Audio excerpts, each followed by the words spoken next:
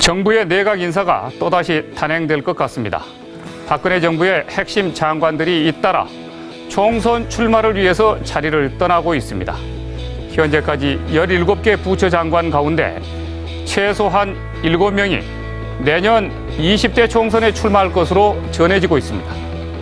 이번에는 총선 준비를 책임질 주무장관까지 총선을 위해서 한 명씩 떠나는 모양새입니다. 이런 상황에서 우려스러운 점은 바로 국정 공백이 너무 커지지 않을까 하는 점입니다.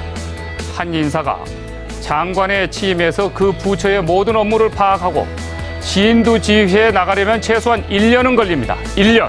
그리고 이런 업무 파악이 끝나면 진짜 파악해야 할 또 다른 업무는 부처를 차지하고 있는 관료들의 성향 파악인 것입니다. 이들 국과장들의 성격과 전문성을 파악하는 데 드는 시간은 측정이 불가능합니다. 그런데 현 정부의 내각 인사를 보면 장관들이 제대로 업무와 인사 파악도 안 된 상태에서 또다시 자리를 뜨게 된다는 사실에 이 정부의 내각이 제대로 돌아가겠는가 하는 의구심이 듭니다. 더 큰 문제점은 내각제도 아닌 삼권 분립의 나라에서 입법부 소속 의원이 행정부 장관으로 취임하고 또다시 행정부 장관 출신이 이번에는 다시 입법부 의원으로 출사표를 던지기 위해서 행정부를 떠나고 있다는 사실입니다. 입법부와 행정부의 경계가 무너지고 있는 바로 이 점. 이것은 삼권 분립의 시스템이 정상적인 작동을 힘들게 하는 요인이 되고 있습니다. 입법부원으로 활동하다가 행정부에 들어가 장관이 된 인사들의 국회 상임위에서 국정감사 받는 태도를 보면 불손하기 그지없습니다. 이는 나도 국회의원인데 왜 그래? 라는 또 다른 특권의식이 작용되고 있기 때문입니다. 국회의원들 역시 자신들과 같은 당의 의원으로 재직해 있는 장관을 출석시켜놓고 함부로 비판하는 것이 쉽지 않습니다.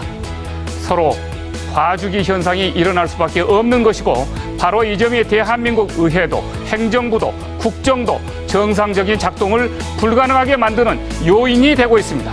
국정 업무도 제대로 파악하지 못한 채 떠나는 장관들이 국정 공백의 1차적 요인이라면 국회의원 출신들을 내각에 기용해서 삼권 분립의 정상적인 작동을 불가능하게 만드는 것은 국정 공백의 2차적 요인입니다. 국민들 입장에서 내각 인사는 대선 캠프 인사들에 대한 보은 인사처럼 느껴지고 있고 행정부에서 일정한 커리어를 쌓게 만들어 다시 총선에 출마시키는 모습은 국정 운영보다 정치 세력화를 더 중시하고 있는 것은 아닌지 이런 의구심을 키우고 있습니다. 여기에 한 가지 더 국정 공백을 우려스럽게 만든 점은 선거가 없는 올해야말로 대통령이 국정개혁을 할 수 있는 골든타임이었는데 잦은 내각 교체로 인한 국정 공백으로 왜 이렇게 중요한 시간을 허비해버리는 것일까 하는 바로 그 점입니다. 김무성 새누리당 대표는 올 2월 여당 의원들의 입각과 관련해서 개혁을 성공하지 못하면 돌아올 생각을 하지 말라 이렇게 경고한 적이 있습니다. 김 대표와 총선 출마를 위해 내각 사퇴를 한 장관들에게 묻겠습니다. 당신들은 지금 성공적인 개혁을 마쳤기 때문에 그 업적을 갖고 국민 앞에 나서고 있는 것입니까? 대통령은 이제라도 유능한 내각을 짜서 4대 개혁을 수행해내야 합니다.